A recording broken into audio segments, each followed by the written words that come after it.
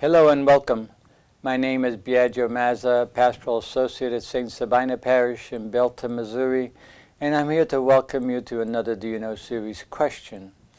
As we continue our series on the history of the Mass, today's Do You Know question is, do you know what happened to the Mass after the Council of Trent?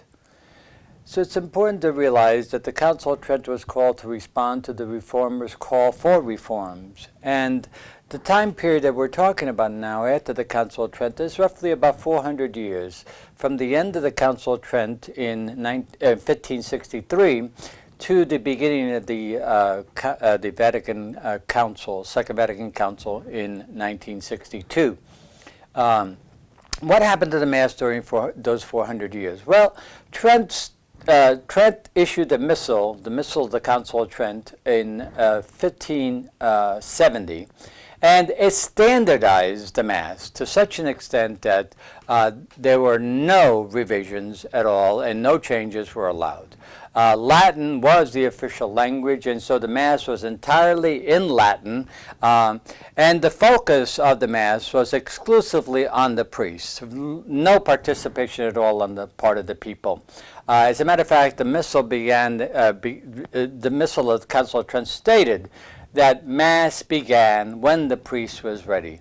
So obviously it really paid no attention to whether there were people present or not. It was all focused on the priest and the priest Mass, so much so that the sanctuary itself became the domain of the priest, that only the priest could enter and no one else.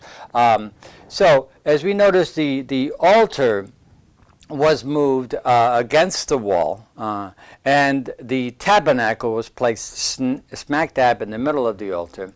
And there was a great deal of emphasis on the real presence of Christ in the tabernacle, especially, and in the Eucharist, simply because the Reformers had challenged a good bit of the real presence and the understanding of real presence.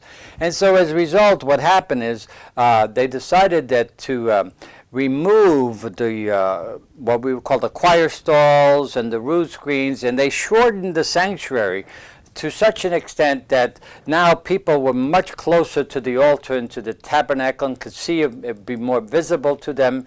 And as a result, these sanctuaries and altars became elaborately decorated with all sorts of statues and all sorts of metal, golden decorations and so on, sometimes all the way from floor to ceiling. Intended to obviously establish what they call a throne room for Christ. So that when you went into a church, immediately your eyes would be focused on the altar and the tabernacle, and you were to kneel down in adoration of the King who is present in the tabernacle. And so that became the focus of the sanctuary and the altar. Processions, devotions, benedictions, all these things multiplied to the nth degree, usually outside of the context of Mass. There were masses, there were low masses and high masses as well, which were different. The low masses, obviously, no participation and no actual involvement of the people at all. Everything done in silence or mumbling almost. Whereas the high masses were much more elaborate and so on. But ultimately, these led to very little, no participation on the part of the people. Devotion to Mary dominated this period to an nth degree, to such an extent that even it overwhelmed the devotions to the saints.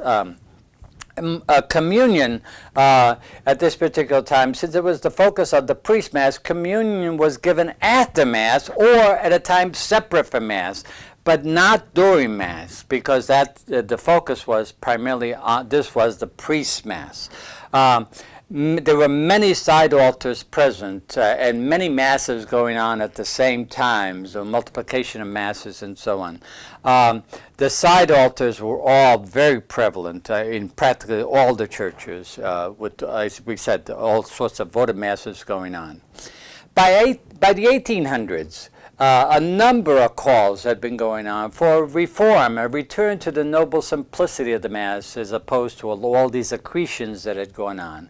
And there are a number of Benedictines in Europe, especially in France, Belgium, and so on, who began to experiment with a number of things that led to, the hope was to lead to a fuller participation of the people in the celebration. So they played around with music, they played around with standing and sitting. They also talked about the richness of the symbols of Mass. They even experimented with the vernacular and so on. All these things were going on during the 1800s, so much so that in the early 20th century, Pope Pius X in 1903 took liturgical reform seriously and began to encourage frequent reception of the Eucharist during Mass and encourage children to participate and receive communion at an earlier age. By 1947, Pope Pius XII was taking liturgical studies very seriously and really moved towards reforming a good bit of the liturgical practices. For example, he lifted he relaxed the rules of fasting for communion, as well as allowed evening masses. And in 1955, he revised the entire Holy Week liturgies and services, something that we still use to this very day. And so all these movements will lead to a call for reform that it would eventually come to fruition once Pope Pius XII dies, and in October of 1958, an older man, Pope John the 23rd, is elected, who within less than 3 months after his election will call for reform of the Church by inviting a call to the Second Vatican Council, what would become the Second Vatican Council. And this council will take these reforms seriously and will move in the directions of reforming the liturgy in a way that most people couldn't even have imagined or fathomed before. So I hope this has helped to explain just a bit of what happened to the Mass after the Council of Trent. And I hope you'll return again as we conclude our series on the history of the Mass by focusing on the Mass as articulated by the Second Vatican Council. Thank you very much.